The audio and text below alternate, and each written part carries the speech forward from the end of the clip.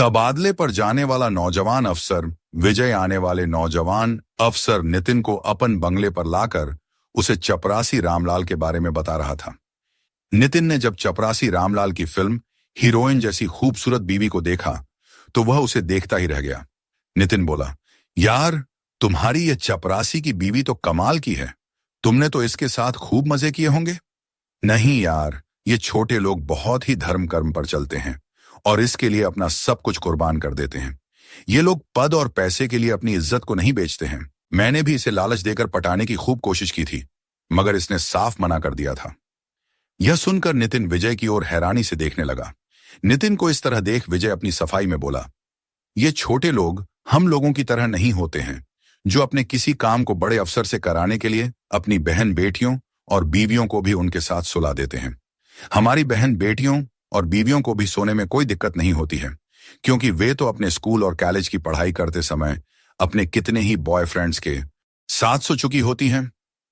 इतना सुनकर नितिन मन ही मन उस चपरासी की बीवी को पटाने की तरकीब सोचने लगा। विजय से चार्ज लेने के बाद नितिन अपने सरकारी बंगले में रहने लग गया था। शाम को जब वह अपने बंगले पर आया तो चपरासी रामलाल उससे बोला, साहब आपको शराब पीने का शौक हो तो लाऊं? पुराने साहब तो रोजाना पीने के लिए बोतल मंगवाते थे। और क्या क्या मंगवाते थे तुम्हारे पुराने साहब? चपरासी रामलाल बोला, कॉलेज में पढ़ने वाली लड़की भी मंगवाते थे। वे पूरी रात के उसे 2000 रुपए देते थे, ले आना। सुनकर नितिन ने उससे कहा तो वह उनके लिए शराब की बोतल और उस लड़की को ले आया था। उस लड़की और उस अफसर ने शराब पीकर रात भर खूब मजे किए। जाते समय नितिन ने उसे 3000 रुपए दिए और उससे कहा कि वह चपरासी रामलाल से कहे कि तुम्हारे ये कैसे साहब हैं जिन्होंने रात भर मेरे साथ कुछ किया ही नहीं था, बल्कि मुझे छुआ भी नहीं था, फिर भी मुझे 3000 रुपए मुफ्त में दे दिए हैं।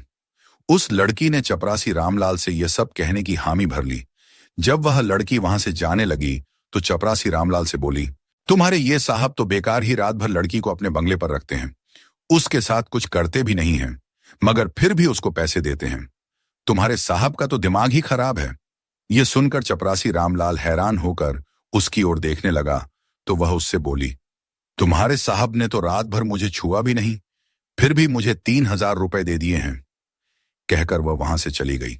उस लड़की की बातें सुनकर चपरासी रामलाल सोचने लगा था कि उसके अफसर का दिमाग खराब है या वे औरत के काबिल नहीं हैं, फिर भी उन्हें औरतों को अपने साथ सुलाकर उन पर अपने पैसे लुटाने का शौक है। चपरासी रामलाल अपने कमरे पर आकर बीवी सरला से बोला, हमारे ये नए साहब तो बेकार ही अपने पैसे लड़की पर लुटाते हैं। वह कैसे?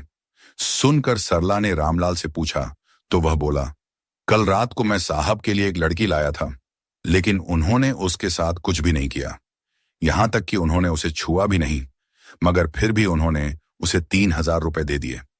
यह सुनकर उसकी बीवी सरला हैरानी से उसकी ओर देखने लगी तो वह उससे बोला, क्यों ना अपने इस साहब से हम पैसे कमाएं? वह कैसे? सरला ने उससे पूछा तो वह बोला, तुम इस साहब के साथ सो जाया करो, यह साहब तुम्हारे साथ कुछ करेगा भी नहीं और उससे मुफ्त में ही हमको पैसे मिल जाएंगे। उन पैसों से हम अपने लिए नए नए गहने भी बनवा लेंगे और जरूरत का सामान भी खरीद लेंगे। मेरा कितने दिनों से नई मोटरसाइकिल खरीदने का मन कर रहा है, मगर पैसे न होने से खरीद ही नहीं पाता हूं।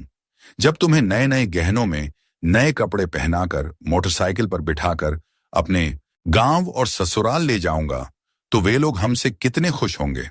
हमारी तो वहां पर ढाक ही जम जाएगी। कहीं यह तुम्हारा साहब मुझसे मजे लेने लग गया तो? खूबसूरत बीवी सरला ने अपना शक जाहिर किया तो वह उसे तसल्ली देते हुए बोला, तुम इस बात की चिंता मत करो, वह तुमसे मजे नहीं लेगा। पति रामलाल की इस बात को सुनकर बीवी सरला अपने साहब के साथ सोने के लिए तैयार हो गई। शाम को अपने साहब के लिए शराब लाने के बाद रात को चपरासी रामलाल ने अपनी बीवी सरला को उनके कमरे में भेज दिया। साहब जब उस पर हावी होने लगे तो उसे बड़ी हैरानी हो रही थी, क्योंकि उसके पति ने तो उससे कहा था कि साहब उसे छुएगा भी नहीं, मगर उसका साहब तो उस पर ऐसा हावी हुआ था कि रात भर में साहब ने उसे इतना ज्यादा थका दिया था कि वह सो न सकी।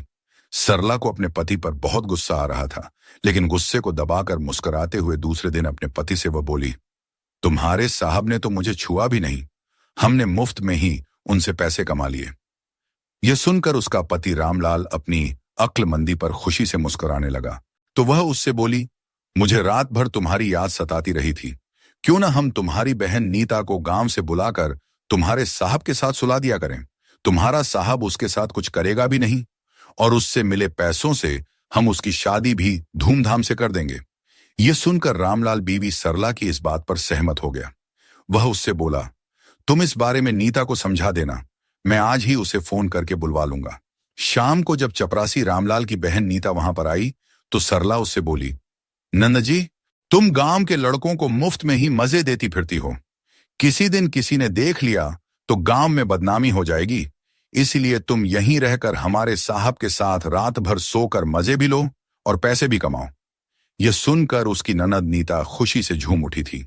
रात भर वह साहब के साथ मौज मस्ती करके सुबह जब उनके कमरे से निकली तो बहुत खुश थी। साहब ने उसे 5,000 रुपए दिए थे। कुछ ही दिनों में चपरासी रामलाल अपने लिए नई मोटरसाइकिल ले आया था और अपनी बीवी सरला और बहन नीता के लिए नए नए जेवर और कपड़े भी खरीद चुका था, क्योंकि उसके साहब अपने से बड़े अफसरों को खुश रखने के लिए उन दोनों को उनके पास भेजने लगे थे। एक दिन सरला और नीता आपस में बातें करते हुए कह रही थीं कि उनके साहब तो रात भर उन्हें इतने मजे देते हैं कि उन्हें मजा आ जाता है। उनकी इन बातों को जब चपरासी रामलाल ने सुना तो वह अपने साहब की इस चतुराई पर हैरान हो उठा था। लेकिन अब हो भी क्या सकता था। रामलाल ने सोचा कि जो हो रहा है होने दो, उनसे पैसे तो मिल ही रहे हैं। उन पैसों के चलते ही उसकी अपने गांव और ससुराल में ढाक जम चुकी थी, क्योंकि आजकल लोग पैसा देखते हैं, चरित्र नहीं।